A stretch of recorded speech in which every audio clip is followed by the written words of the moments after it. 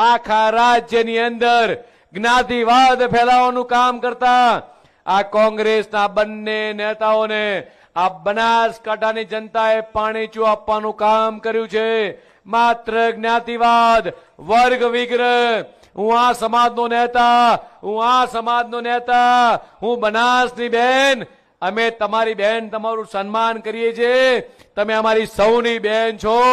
પણ તમે જે લોકસભાની અંદર જઈ ગુજરાતની તમામ બહેનોનું, બનાસની તમામ બહેનોનું અને દેશની 70 કરોડ મહિલાનું તમે જે અપમાન કર્યું છે નારી વંદના અધિનિયમ અંતર્ગત, આ બનાસની બહેનો ક્યારેય નહીં ભૂલે.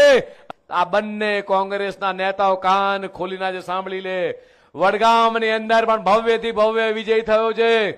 એ જ રીતે વાવ થરાદની અંદર તમારા પોતાના ગઢમાં એ લોકસભા વખતે તમારી પોતાની વિધાનસભાની અંદર અમારા શશિકાંતભાઈ પ્રભારી હતા, એમણે તમારી સીટની અંદર ગાબડું પાડ્યું હતું.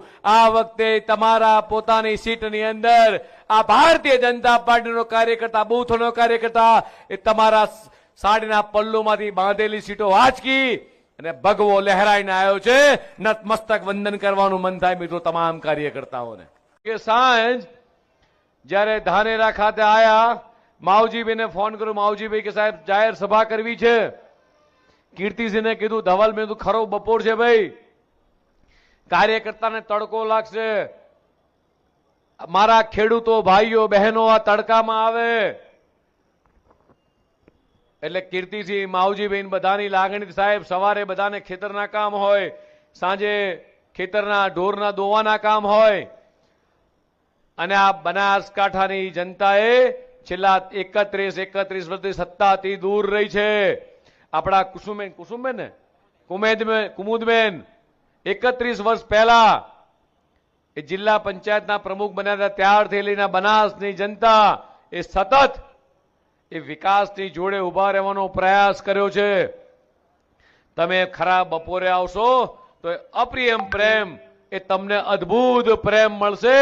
અને ધાનેરા ખાતે જયારે બપોરે 3 વાગે પહોંચ્યો, એક બાજુ લુવાય કોંગ્રેસની કદાચ પ્રદેશ અધ્યક્ષની સભા હોય, આખા રાજ્યમાં થઈ છે. મીડિયાના મિત્રોએ કેટલા એવા સીસીટીવી ફૂટેજ બતાવ્યા હશે કે કોંગ્રેસના પ્રદેશ અધ્યક્ષ બોલતા હોય, કોંગ્રેસના નેતા બોલતા હોય, અને અડધી ખુરશીઓ ખાલી હોય. અને એ દિવસે મેં મંચ ઉપરથી કીધું હતું કે આ પહેલી સભા એવી છે કે જ્યાં ગાડી સભા ચાલુ થઈ, ભાષણ ચાલુ થઈ જાય મારું, અને ખુરશીઓ પાથરવી પડે. આ અદ્ભુત પ્રેમ બનાસકાંઠાની જનતાએ બતાવ્યો છે. મારા પહેલા ભાષણની અંદર જ્યારે મેં પ્રદેશ અધ્યક્ષ બન્યાની સાથે જ બનાસકાંઠામાં આવ્યો ત્યારે કીધું હતું કે તમારા દીકરાને, બનાસના દીકરાને આ ભારતીય